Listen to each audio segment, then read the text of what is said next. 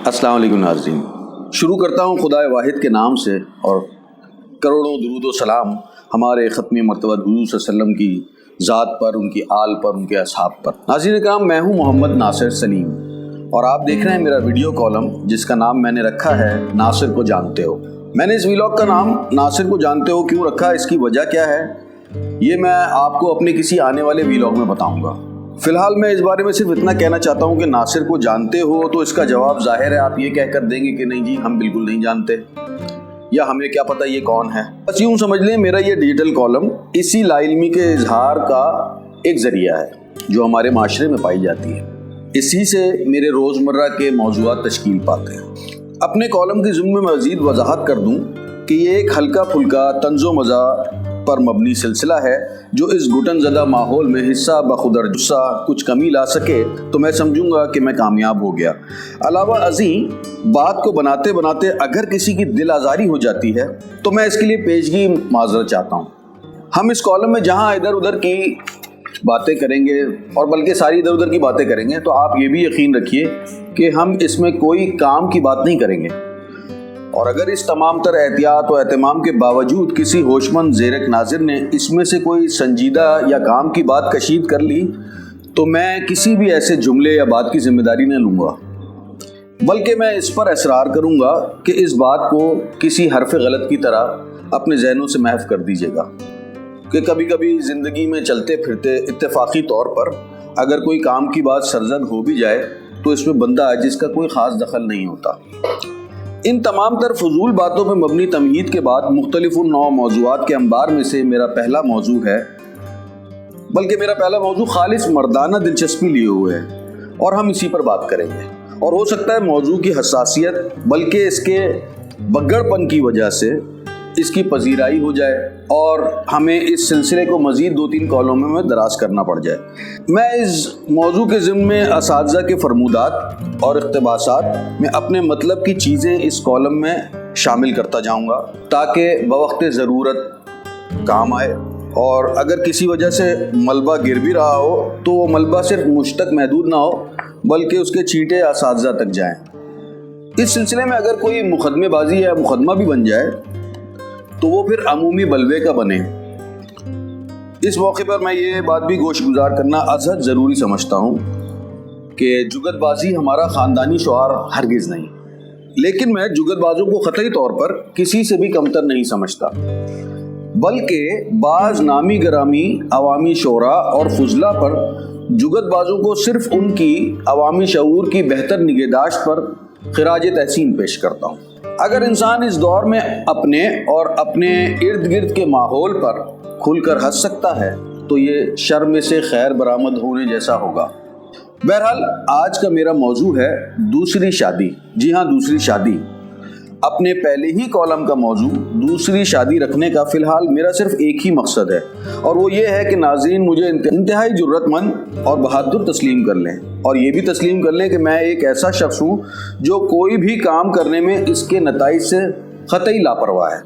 वरना यकीन रखिए वाहिद और ज़ाती बीवी के होते हुए इस मौजू को छेड़ना मेरे लिए भी इतना ही हलाकत आफरी हो सकता है जितना किसी भी और शादीशुदा शख्स के लिए। सबसे अहम बात इस ज़िम्मे में यह है कि इस किस्म की खराफात और ऊल जलूल जुमलों और उनकी तशरीहात के लिए मैंने अपना एक हमजाद तक़ीलाती किरदार तख्लीक कर रखा है और वो इसलिए किया हुआ है ताकि किसी भी घरेलू तशद्दुद की संगीन सूरत हाल का मामला दरपेश हो तो उसे प्रोफेसर जुनैदी पर डालकर मामले को रफा दफा किया जा सके।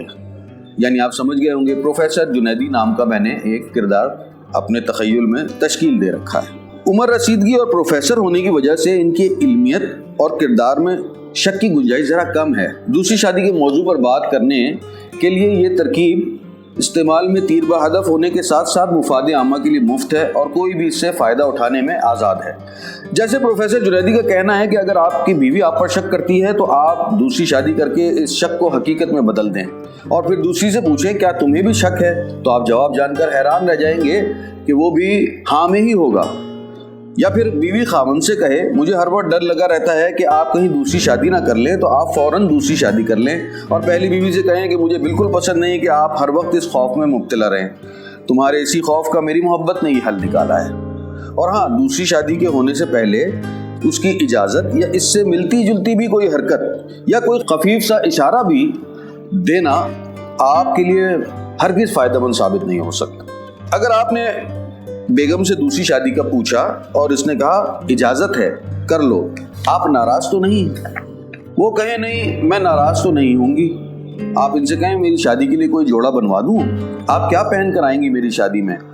تو بیگم کہیں کہ چھوڑیے جھمیلے میں کیوں پڑتے ہیں، خود کچھ جیکٹ ہے نا۔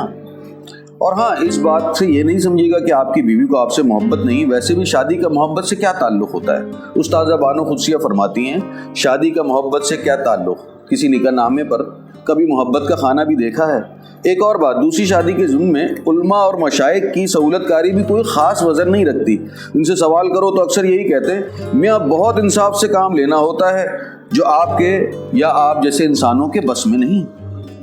اس بات پر تو پروفیسر جنیدی اکثر الجھ پڑتے ہیں، کہتے ہیں کہ بھائی اگر آپ چاہتے ہیں کہ بیوی کے ساتھ انصاف کریں تو دوسری شادی ضرور کریں، کیونکہ انصاف تو ہوتا ہی دو فریقوں کے درمیان ہے، بیوی اکیلی ہو تو خود ہی جج لگی ہوئی ہوتی ہے۔ ڈاکٹر یونس بٹ کہتے ہیں محبت انسان کو اندھا کر دیتی ہے اور پھر یہ بینائی شادی کے بعد ہی لوٹتی ہے۔